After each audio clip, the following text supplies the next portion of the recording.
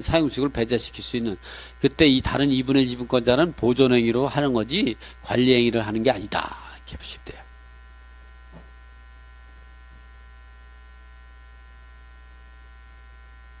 이런 건 이제 임대차 계약을 맺을 때 계약서 쓰는 방법은 이제 나중에 책을 보고 이게 하시면 되고요.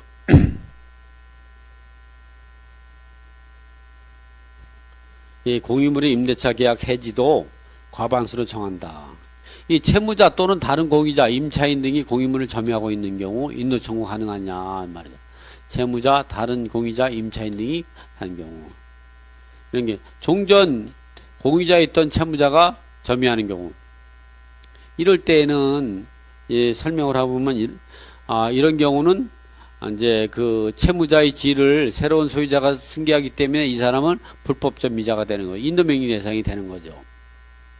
또 채무자가 아닌 다른 공유자가 점유하는 경우는 다른 점유자가 과반수 이상의 지분권을 가지고 점유하고 있다면 적법한 사용수익을 하기 때문에 낙찰자는 내보내지 못하죠. 그러나 이 사람이 소수 지분 갖고 사용하고 있다면 낙찰자가 낙찰받은 지분이 과반수라면 관리행위로 인도명의 청할 거고, 이 사람이 2분의 1 지분이고 내가 낙찰받은 것도 2분의 1이라면 보존행위에서 인도를 구할 수 있다, 이 말이죠.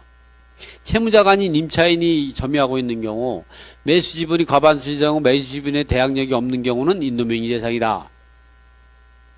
매수 지분이 과반수 이상이고 임차인이 대항력이 있는 경우는 이 사람이 내보낼 수가 없다. 매수 지분이 과반수 미만인 경우에 인도명의 청구할 수 없다, 이 말이죠. 또 단독 소유자와 계약을 체결하고 그 토지가 다른 소유자가 변경될 경우 그 변경된 게 과반수 이상이라고 하면 이제 그 임대차를 깰 수 있다. 과반수 이상. 이 부분은 토지 임대차에서 좀 전에 제가 설명드렸죠.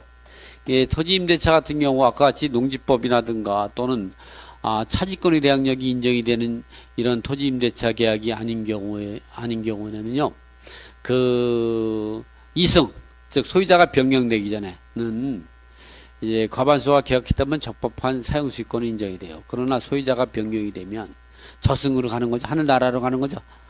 소유자가 변경이 되면 특히 변경된 지분이 과반수 이상의 지분권자가 됐다든가 전체가 변경이 됐다. 그렇다면 종전의 임차권을 새로운 소유자가 관리행위로서 계약을 해지할 수 있는 거죠. 그건 임차인이 대항력이 없기 때문에 그렇다, 이 말이죠. 그래서 주택이나 상가 임대차법 같은 경우는 말소기준을 이전에 대항력권을 같은 경우라든가 또는 말소기준을 이후라도 일반 임대차로 일반 매매계약으로 이루어질 때는 대항력이 있어서 이 사람은 이제 적법하게 대항력을 주장할 수 있지만, 이렇게 이제 보면 주택이나 상가가 아닌 이렇게 민법상 임대차 같은 경우는 이 종전 계약할 때에 이 과반수 이상의 지분권자와 계약했다도 소유자가 변경이 되니까 이제 2승에서는 잘 살 수가 있어. 그러나 소유자가 바뀌고 하늘나라로 갈 때는 어떻게 했어요? 저승에 가면은 매매는 임대차를 깨버리는 거죠. 계약을 해지할 수 있는 거죠. 근데 변경된 게 과반수 이상이 돼야 돼요. 변경된 게 소수 지분만 옮겼다. 그럴 때는 아직까지도 과반수가 남아있기 때문에 계약을 깰 수 없는 거죠. 그런 내용이에요. 예, 이번에는 공유자 우선 매수에 대해서, 공유자 우선 매수 같은 경우는 공유 지분권자는 공유물을 원래 하나로 관리하는 게 관리 방법이 그 관리적인 차원에서 이제 그 여러 가지 측면에서 보면 부동산을 관리하는 측면에서 볼 때는 유리하다고 생각해서 공유 지분권자가 다른 공유 지분이 경매나 공매에 들어가면 공유자 우선매수 청구권을 인정해 주죠. 그러나 공유자 우선매수 청구권을 인정하지 않는 경우가 5가지가 있어요. 하나는 뭐냐면 공유물 분할 청구 소송에 따라서 형식적 경매가 이루어질 때, 이번에는 일괄 매각될 때 어느 한 지분에 대해서만 공유자인 경우,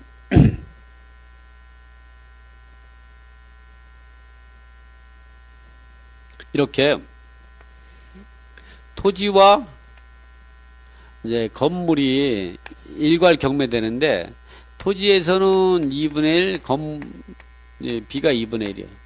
근데 건물은 다 A요.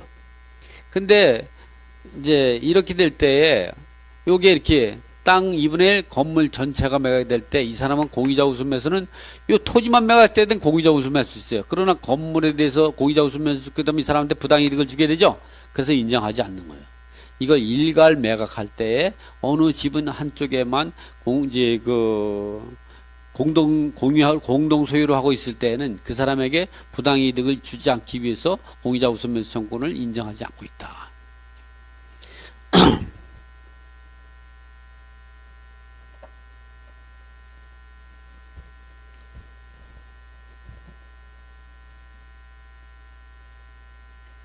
또 그다음에는 이제 구분소유적 공유관계도 인정하지 않고 있죠. 구분소유적 공유. 구분소유적 관계는 한 필지에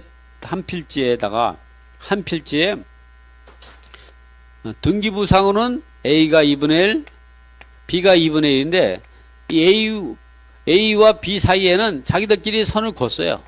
요거 기역, 니은, 디귿, 리을은 A 거, 내 거다. 디귿, 리을, 미음, 비읍은 B 거다. 여기다 건물을 A가 짓고 B가 짓고 이럴 때는 법정이상권도 성립이 돼요. 이건 전혀 다른 거예요. 필지가 분할된 거나 똑같은 거예요. 이런 구분소유적 공유관계에서는 공유자 우선매수를 할 수 없다.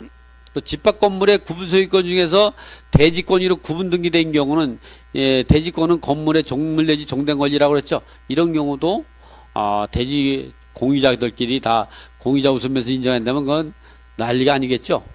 주물 처분에 따르기 때문에 대지 사용권은 건물이 소유권, 즉 501호의 소유권에 대한 전유면적에 대한 소유권에 대한 501호 건물 소유권에 대한 종물 내지 종된 권리거든요. 건물 소유권이 주물 내지 주된 권리고 대지 사용권은 종물 내지 종된 권리에 불과하기 때문에 종물에 불과한 것들이 공유자 우선매수 인정하게 된다면 주물 처분을 배반하는 거죠. 그래서 인정이 안 되는 거예요.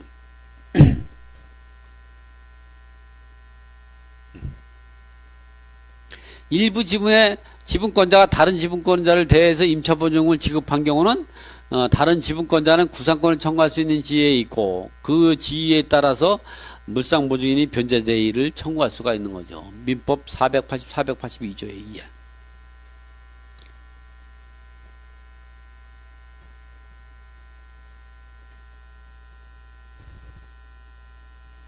공인물에서 지분 경매에서 배당 번복과 후순위 저당권자 동시배당, 이시배당 이런 얘기를 나누는 거죠.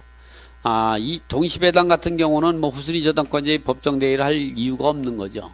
그러나 이시배당 절차에서 선행 매각 절차에서 이제 유사 공동 저당권자가 전액 변제받음으로 또는 동시에 매각할 때보다 더 많이 배당받는 경우에 있어 그 더 많이 배당받은 금액에 대해서 다른 지분권자에게 청구할 수 있는 미실현된 채권이라고 하죠. 그 미실현된 채권에 대해서 그 소유자가 물상보증인이 변제대의로서 민법 480조 482조에 따른 물상보증인 변제대의를 할 수 있고 그 선행된 경매 절차에서 후순위 저당권자 유사 공동저당권자보다 후순위 저당권자가 유사 공동저당권자가 변제받음으로 인해서 우선해서 배당받음으로 인해서 후순위 저당권자가 배당받지 못함으로 인해 가지고 손해보게 된 것을 동시에 매각됐을 때에 동시에 배당받을 수 있는 범위 내에서 민법 368조 2항에 따른 후순위 저당권자의 물상대의를 할 수 있다. 또는 법정대의를 할 수 있다. 이렇게 할 수가 있는 거죠.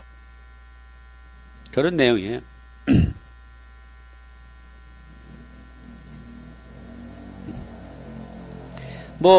농지나 임야의 경우도 지분 경매일 때 같은 거죠.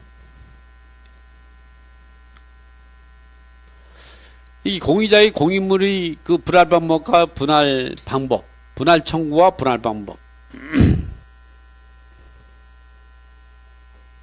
공인물은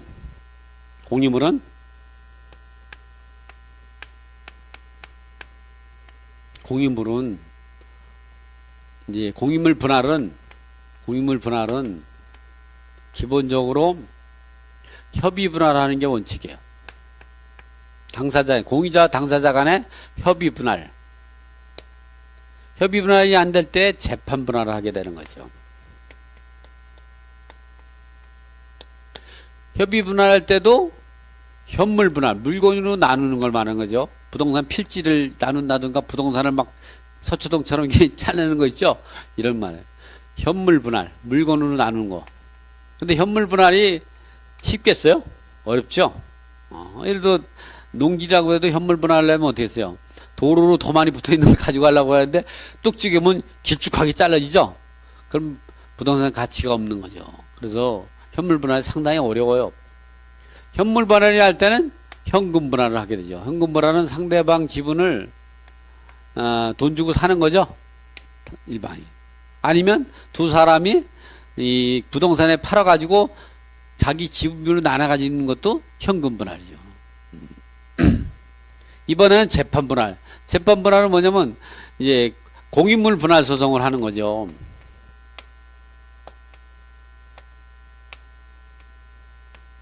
소송을 하게 되는 거죠. 그러면 이때도 현물 분할을 원칙으로 해요.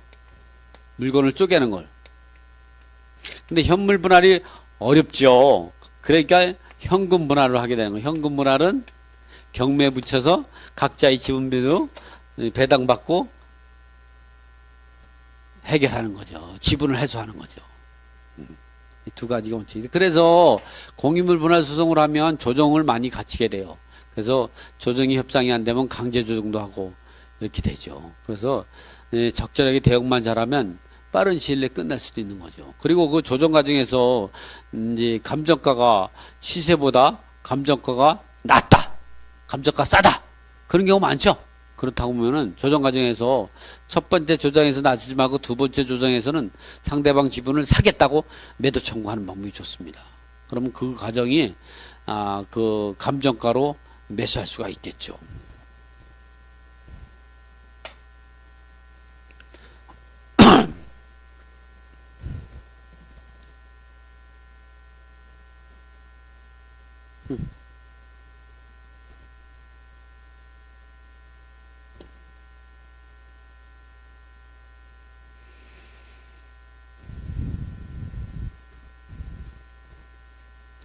이 공인물 분할로 인한 담보 책임, 이것도 참 우리가 꼭 알고 있어야 되는 거죠.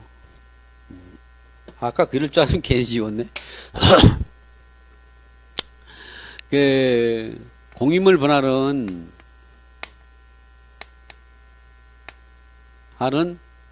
이제 그 현물 분할이 원칙이라고 했죠.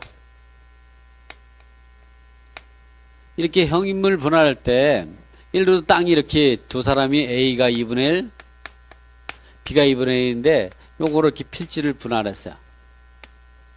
두 사람이 이렇게 있었는데 그럴 때에 요 B의 근저당권이 있고 또 가압류가 있어요. 그러면 이것은 여기에 똑같이 여기에도 2분의 1이 근저당 가압류, 여기도 2분의 1이 근저당 가압류 이렇게 되죠. 요즘에는 그냥 뭐 이렇게 하지 않고 여기 전체에다가 다 하죠. 과거에는 이렇게 요 좀 전에 있던 지분 비율대로 그대로 전사된다고 그랬거든요. 요즘은 그렇게 하지 않고 이 전체 지분에다가 하더라고.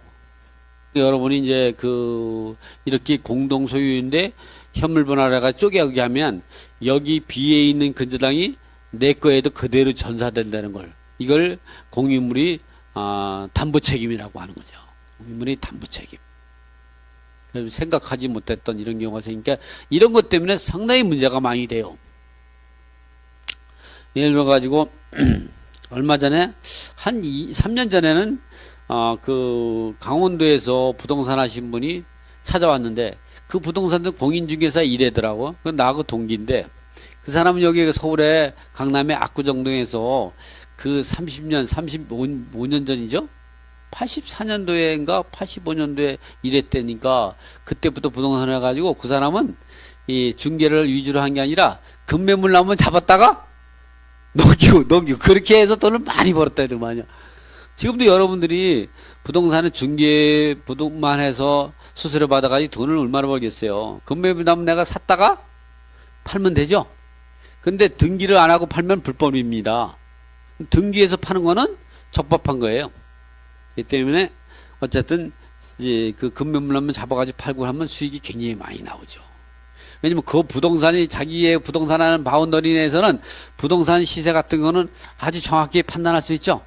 그 사람도 그렇더라. 근데 그 사람이 그 얘기 하려는 게 아니라 얼마 전에 그 논이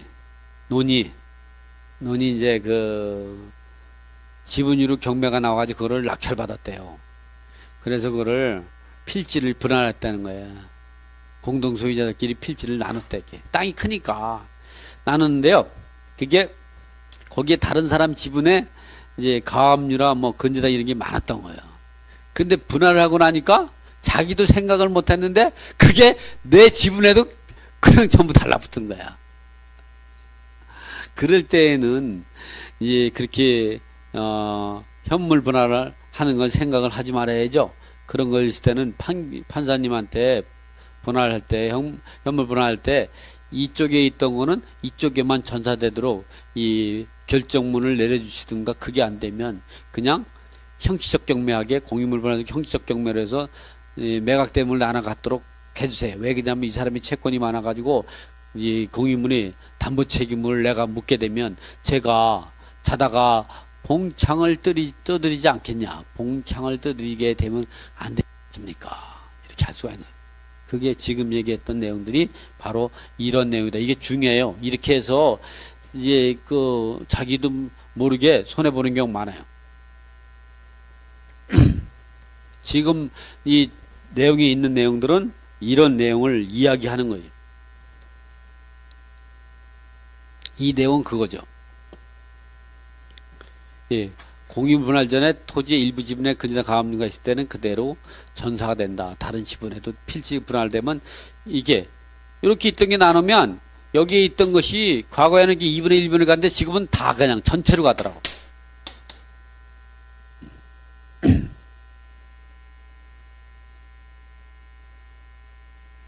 여기 보면 공유물 분할자 일부 지분에 근저당 가압류 등이 있는 경우 대응 방법은 요 알아두면 좋은 내용을 참고로 하시면 됩니다.